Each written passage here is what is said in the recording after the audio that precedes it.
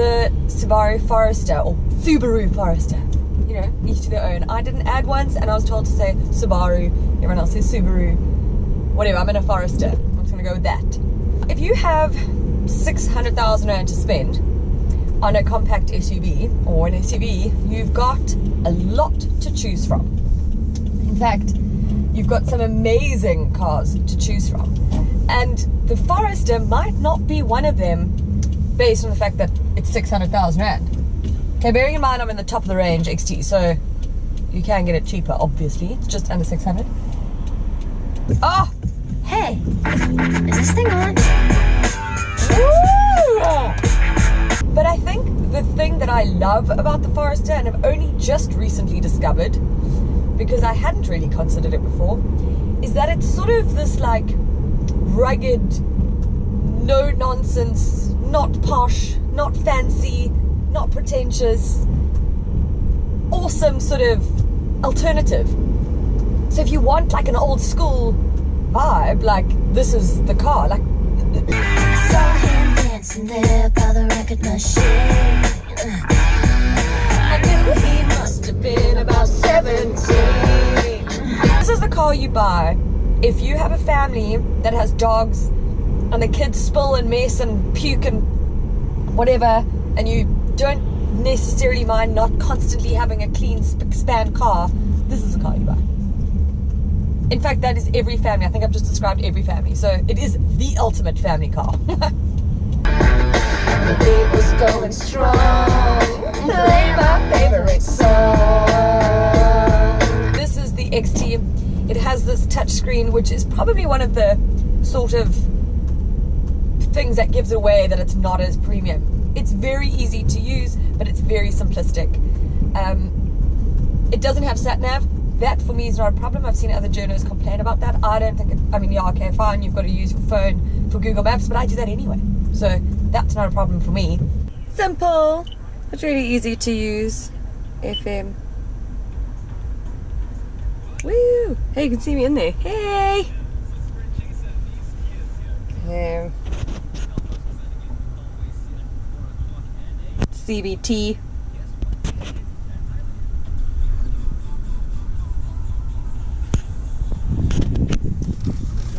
Sorry.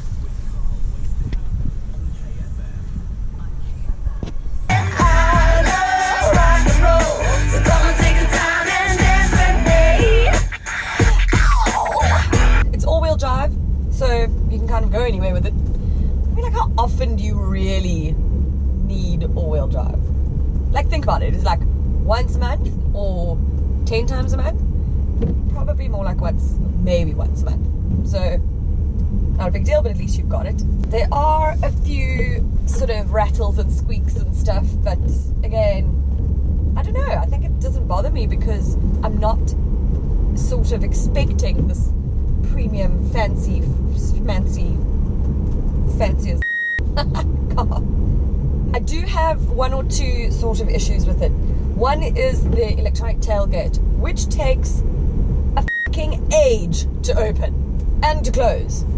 I feel like I'm going to be murdered in the time that it takes from it. Where I'm in South Africa, I like to lock my car and get the fuck out of there.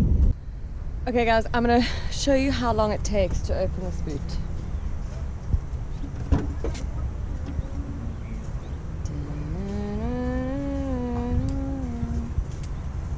Finally. So now, if I've not done my shopping, or I'm trying to get my stuff out of my car and in my house, but it's going to take me this long for the boot to close, I'm dead. Like, if there's a killer or a robber, they've got me already. Now you can only lock. Pits. Too long. Too long. So that really takes forever. I think that needs to be addressed. It is just far, far, far too time consuming. A lot of swearing today. I'm not sure why. Sorry about that. South Africans weren't really buying the diesel Forester, so Subaru went, let's leave it out. So now you can only choose from petrol engines. There are two naturally aspirated versions, and then there's this, which is the 2-litre turbocharged petrol engine, and it is powerful. It is possibly It's the thing I noticed first when I got into this car. It's really, really, really quick. And I think that's awesome. Maybe you don't need it if it's a family car. But it's just, it's lovely. Nice. Brittany is just all up in here. It's got 177 kilowatts of power and 350 newton meters of torque. And it's mated to a continuous variable transmission, which CVT, which tend to be a little bit slow to react. I don't find that with this one. I'm actually quite impressed with it. It doesn't bother me. All you people look at me like I'm a little girl. Or did you ever think it'd be okay for me to step into this world? Subaru has a bit of a bad reputation when it comes to fuel consumptions. This one is claimed at 8.7 litres per 100 k's. I've started around 10, and it has gone up once or twice because I drive like a hooligan. But if you don't, I think you can sort of still keep it at a sort of reasonable fuel consumption. So that's a good thing.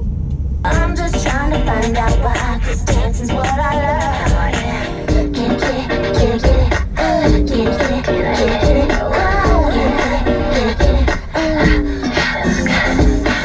The back seats are very handy. They fold down easily with just the press of a button, so you can fit a whole bunch of things in. There's a load of space.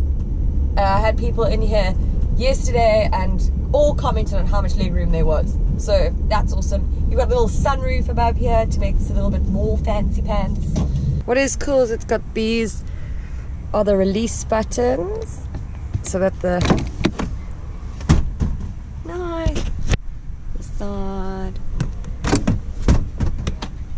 How much space is in there? Okay, let's put these back up. Ow!